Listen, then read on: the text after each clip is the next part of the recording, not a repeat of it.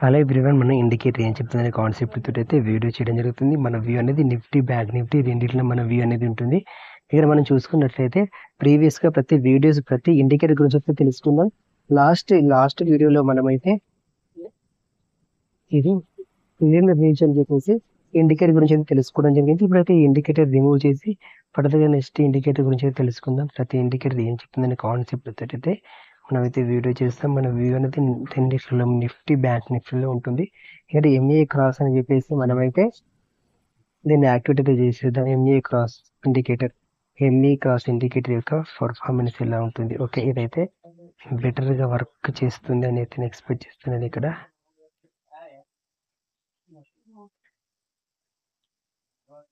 దీనికి కిందికి ఉంటే మాత్రం పీ స్ట్రాంగ్, ఇది రెడ్ ఆరెంజ్ కలర్ దాని కింద ఉంటే పీ స్ట్రాంగ్, దీని పైన ఉంటే సి స్ట్రాంగ్ అని చెప్పేసి ఇండికేషన్ యొక్క మెయిన్ కాన్సెప్ట్. ఓకే ఫ్రెండ్స్, మీరైతే ఏ ఇండికేటర్ యూజ్ చేస్తున్నారో కామెంట్ చేయండి. మీరైతే దీని యొక్క సెట్టింగ్స్ కూడా మనం ఒకసారి చూద్దాం.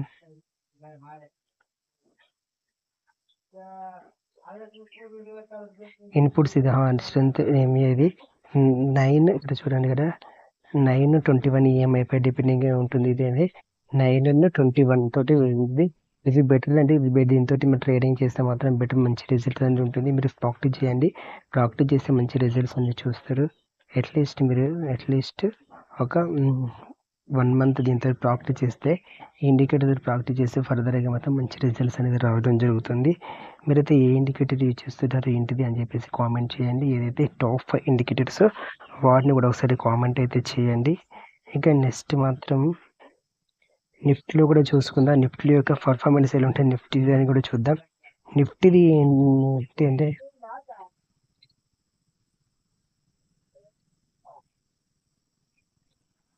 Same as it is. ఇక్కడ మనం అనుకున్నట్టు ఇక్కడైతే దీనికి ఉందో పిఈ సైడ్ స్ట్రాంగ్గా ఉంటుంది. ఎప్పుడైతే ఆరెంజ్ కలర్ పై ఉంటుందో సి అనేది స్ట్రాంగ్గా ఉంటుంది. దీని ప్రకారం ఇప్పుడు ప్రజెంట్ ఇండికేటర్ ప్రకారం సి అయితే స్ట్రాంగ్ అని చెప్పేసి ఇండికేషన్ చూపిస్తుంది కదా, ఎందుకంటే దీని పైన ఉంది. దీని నుంచి మళ్ళీ టచ్ అయిపోయి మళ్ళీ అప్ సైడ్ పోవడానికి మాత్రం ఛాన్స్ ఉంది. ఒకవేళ దీన్ని క్రాస్ అయ్యి దీన్ని రిలీజ్ చేస్తుందో పిఈ అనేది స్ట్రాంగ్ అయితే అవుతుంది అప్పుడు. ఓకే ఫ్రెండ్స్, ఇదైతే దీన్ని మాత్రం ఎంఏ క్రాస్ ఇండికేషన్స్ మాత్రం ఇలా ఉంది. ఫర్దర్గా నెక్స్ట్ ఇండికేటర్ గురించి చూద్దాం.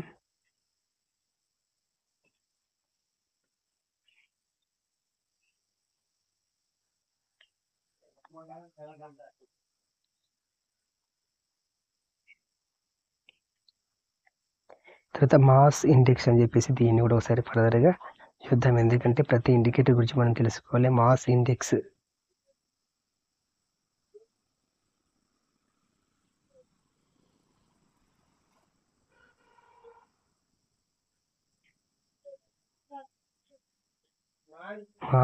అనేది యాక్టివేషన్ అయింది. ఇక్కడ దీన్ని చూసుకున్నట్లయితే ఇది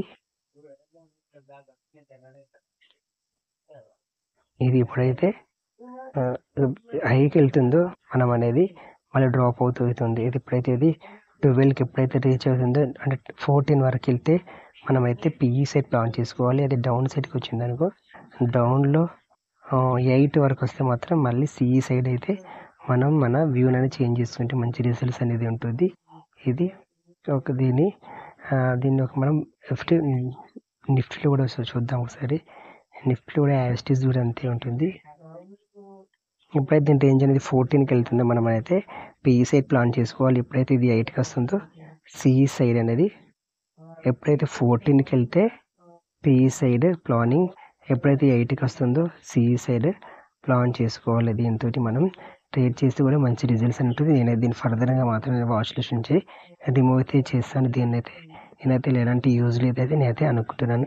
ఓకే ఫ్రెండ్స్, మీరు ఏ ఇండికేటర్ యూజ్ చేస్తున్నారో కామెంట్ చేయండి. అలాగనే మీరు టాప్ 5 ఇండికేటర్స్ ఏవి అనుకుంటున్నారో వాటిని కూడా కామెంట్ చేయండి. మరో వీడియోతో మళ్ళీ కలుసుకుందాం. Thank you for watching. జై హింద్.